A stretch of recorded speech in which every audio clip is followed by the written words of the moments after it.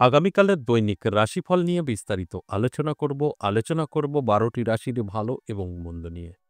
এটা অতি পরিচিত প্রোগ্রাম। প্রত্যেকটা দিন আমি কিন্তু দৈনিক রাশিফল নিয়ে আলোচনা করি আপনাদের অ্যালার্ট করার জন্য। আগামীকাল অ্যালার্ট করার জন্যই আপনাদের আলোচনা করব কিরকম দিনটি কাটতে চলেছে ১২টি রাশির। আগামীকালের ১৬ জুলাই বুধবার, ষষ্ঠী তিথি, পূর্ব ভাদ্রপদ নক্ষত্র, শোভন যোগ ও জন্মরাশি মিন। এবার ১২টি রাশিকে নিয়ে এক এক করে রাশি ধরে ধরে বলবো কোন কোন রাশির জন্য ভালো সময়, কোন কোন রাশির জন্য খারাপ সময়, সবটাই আমি বোঝানোর চেষ্টা করব। তার কারণ একটাই, আপনারা যদি জানতে পারেন আপনার ভালো সময়, সেইভাবে চলতে পারবেন। আপনি যদি জানতে পারেন আপনার খারাপ সময়, সেটাকে আপনি কন্ট্রোল করতে পারবেন। অর্থাৎ আপনার সময় ভালো থাকুক বা খারাপ, সবটাই কিন্তু আপনার কন্ট্রোলে থাকবে।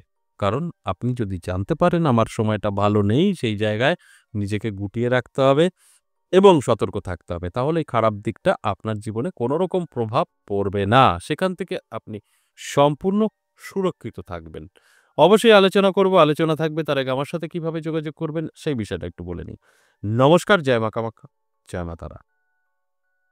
যারা ভীষণভাবে সমস্যায় আছেন তারাই যোগাযোগ করবেন। যারা ভালো আছেন যোগাযোগ করার দরকার নেই। প্রোগ্রাম শুনুন, অনেক টোটকা পাওয়া যায়। আমার তন্ত্র চ্যানেলে চলে যাবেন, ভালো থাকবেন। কারণ এটা অ্যাস্ট্রোলজি আলোচনা। আমার তো তন্ত্র চ্যানেলও আছে, সেখানে চলে যাবেন। সেখানে গেলে আপনারা অনেক টোটকা পাবেন, অনেক রকম ভালো থাকার টিপস পাবেন। ওগুলো ফলো করুন। আর যদি মনে হয় না আমি ভীষণভাবে সমস্যায় আছি, তবে তো যোগাযোগ করতেই হবে আমি বা আমার মতো যারা আছেন কারোর না কারোর সাথে। তাই যদি মনে হয় আমার সাথে যোগাযোগ করবেন, দুটো জায়গায় আমাকে পাবেন। প্রথম প্রশ্ন আপনাদের থাকে, চেম্বার কোথায়?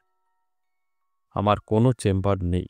আপনা আপনাদের আমি একটা কথা রোজই বলি, চেম্বার নেই, চেম্বার নেই। তারাপীঠ আমাদের কর্মে যেতে হয়, হোমযজ্ঞ থাকে। যে কারণে তারাপীঠ আপনাদের বলা হয় যে ২ দিন আপনারা পাবেন।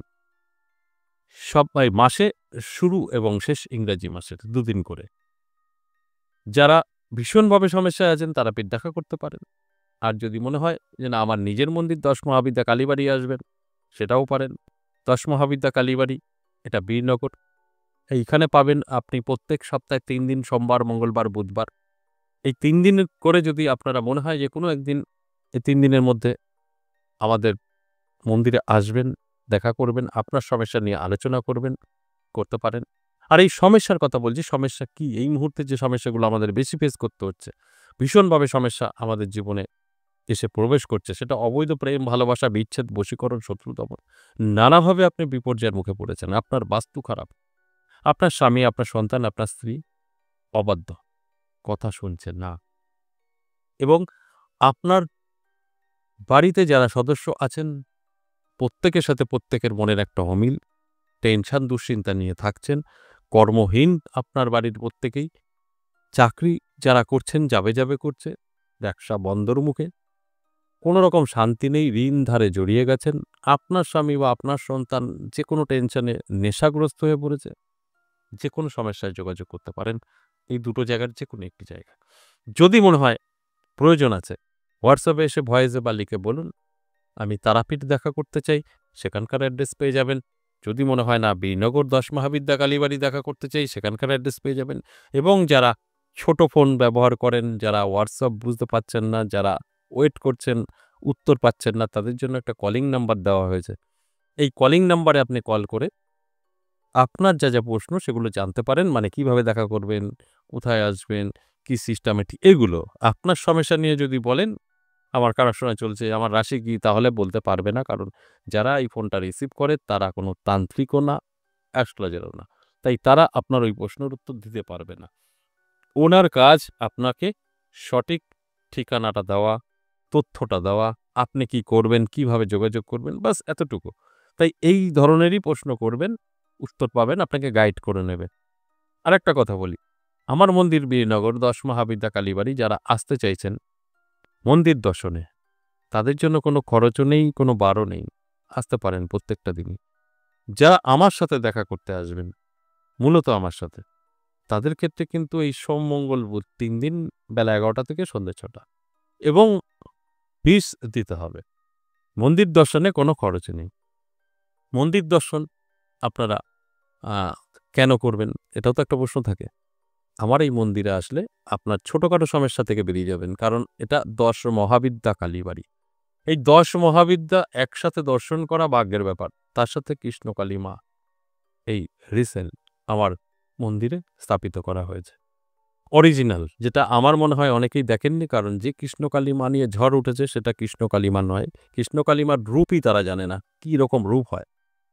তাই এটা দর্শন করতে পারবেন, আমার জবা মায়ের দর্শন করতে পারবেন। এটা একটা বড় পাওয়া।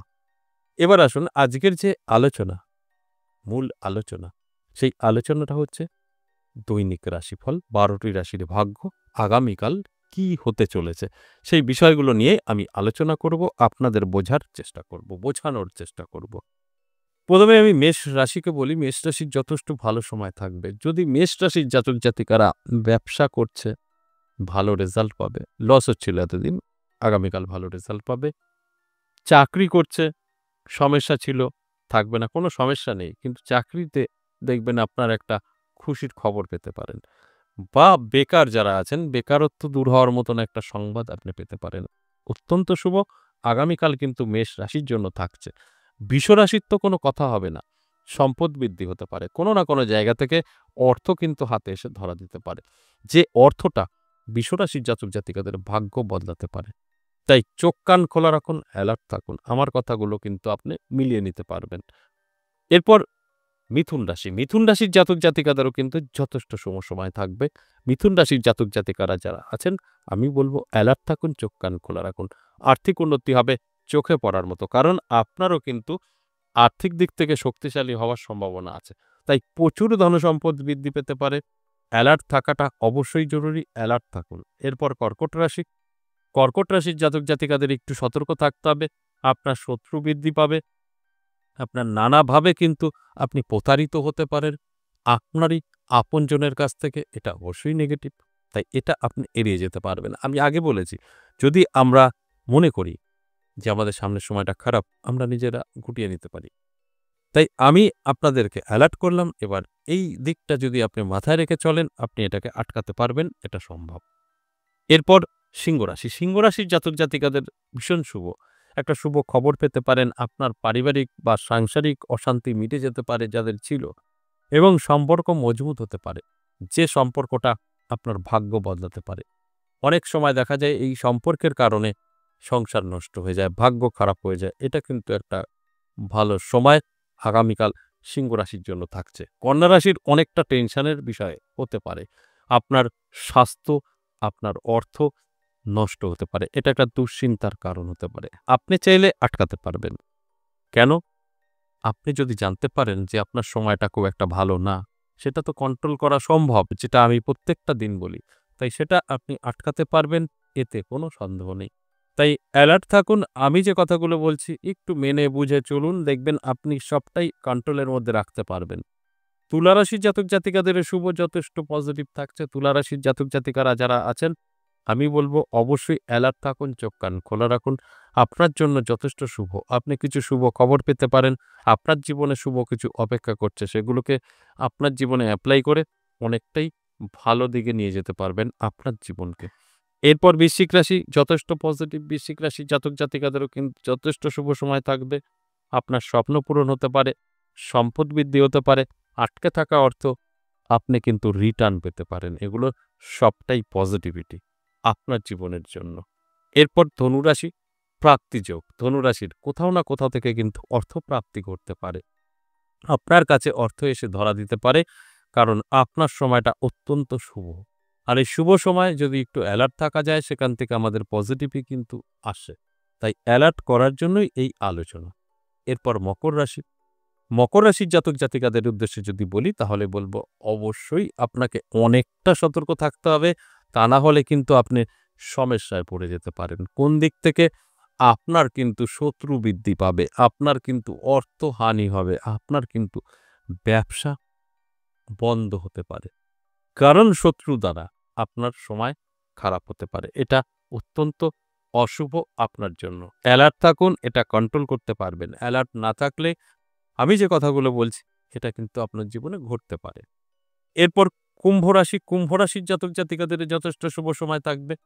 এই শুভ সময়টা শুভ কাজে ব্যবহার করুন। নানাভাবে দেখবেন সুযোগ আসবে, যোগাযোগ আসবে। এগুলোকে সঠিকভাবে আপনার জীবনে এপ্লাই করুন। দেখবেন আমি যে কথাগুলো বলছি, আপনি কিন্তু সব ঠিকঠাক কন্ট্রোল করতে পারবেন। আর তা না হলে কিন্তু আপনি অনেক কিছু থেকে পিছিয়ে থাকবেন। সর্বশেষ যে রাশির কথা বলব, মীন রাশি। এই মীন রাশির জাতক-জাতিকাদের কিন্তু যথেষ্ট ভালো সময় থাকছে। স্বাস্থ্য ভালো থাকবে। মীন রাশির জাতক-জাতিকাদের অর্থ উন্নতি হবে, অর্থাৎ আর্থিক উন্নতি হবে। এটাও কিন্তু পজিটিভ এবং সকলের সাথে একটা মধুময় সম্পর্ক, একটা বাতাবরণ তৈরি হবে। যেখানে দাঁড়িয়ে আপনার মান, যশ, খ্যাতিও বৃদ্ধি পাবে। এই যে মেষ থেকে মীন আলোচনা করলাম সম্পূর্ণ এভারেজ এবং সর্বজনীন। এখানে কারোর ব্যক্তিগত জন্মছক বা হস্তরেখা বিচার বিশ্লেষণ করে আলোচনা করা হয়নি। সেক্ষেত্রে 50% জাতক জাতিকা কিন্তু লাভবান হবে, 50% জাতক জাতিকারা কিছুই খুঁজে পাবে না। আমি প্রত্যেকটা দিন এই কথাগুলো বলি। আজ এ পর্যন্তই, আবারও আসবো নেক্সট ভিডিও নিয়ে। ততক্ষণ ভালো থাকুন।